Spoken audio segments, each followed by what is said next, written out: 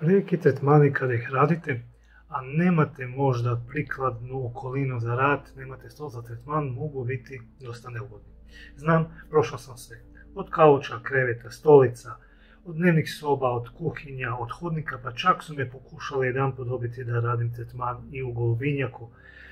Znači, sve sam isprobao, sve sam vidio.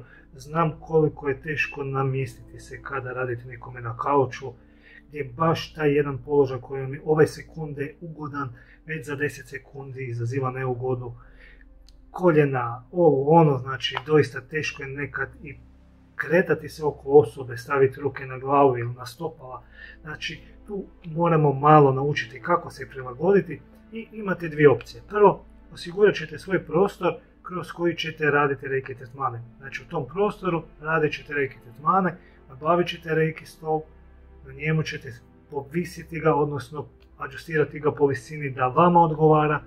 Imat ćete stolicu na koju ćete moći određene pozicije raditi sjedeći i imat ćete ugodno mjesto za rad reiki tretmana. Na vama je tada kada takav prostor napravite da jednostavno naučite sve one kojima ste do sada dolazili na teren, kući, doma, da dođu k vama i u tom prostoru prime tretman. Sasvim drugačije su postavke ljudi kada dolaze k vama nego kad vi idete k njima u kuću. Puno vam je lakše raditi jer imate više mira, imate više harmonije, možete tu zapaliti taj svoj mirisni štapić, pustiti svoju glazbu, utišati svoju okolinu, ukućane ili jednostavno zatvoriti sve da se ne čuje buka zvana. Dok ste kod nekoga na terenu, uvijek neko može uljetati, uvijek neko lupa, uvijek se nešto dešava. Znači, to je nešto što je dosta teško raditi. Ako već i jeste na terenu, ako već radite kod nekoga, pogledajte koje su vam opcije najidealnije. Možda ćete raditi tretman na dvije stolice, znači da vi sjedite na jednoj klijent, na drugoj pa radite paralelno.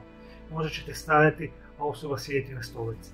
Ako je već tu nekakav kauč ili krevet, pogledajte ako možete sjesti na rub kauča, na rub kreveta i određivati određene pozicije.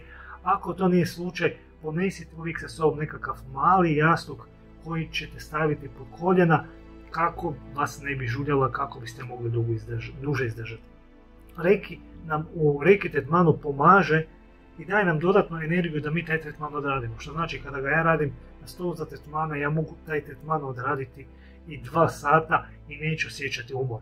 Međutim, kada se mi stavimo u tešku situaciju, kada mi se ne prilagodimo i ne posložimo se uvjete rada, onda smo si sami tu nekako zakomplicirali i tu onda baš ta snaga koju nam reiki daje s druge strane više struko niti ne primjećujemo jer više primjećujemo to što nas žulja, to što nas negdje steže, što razmišljamo kako ću sad do glave, kako ću sad do stopala ako osoba leži na krevetu, a ne možemo s druge strane jer su nekakve prepreke.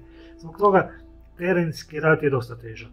Naravno, bolje išta nego ništa, prilagodite se u početcima, svi smo probali, svi smo počeli odraditi tih 10-20 tretmana, stavite marljivo novčiće na stranu, kupite jedan stol, uredite jednu malu prostoricu, imate danas te mobilne stolove koje možete kasnije sklopiti da vam ne smetaju i odradite reiki tretmane kako spada.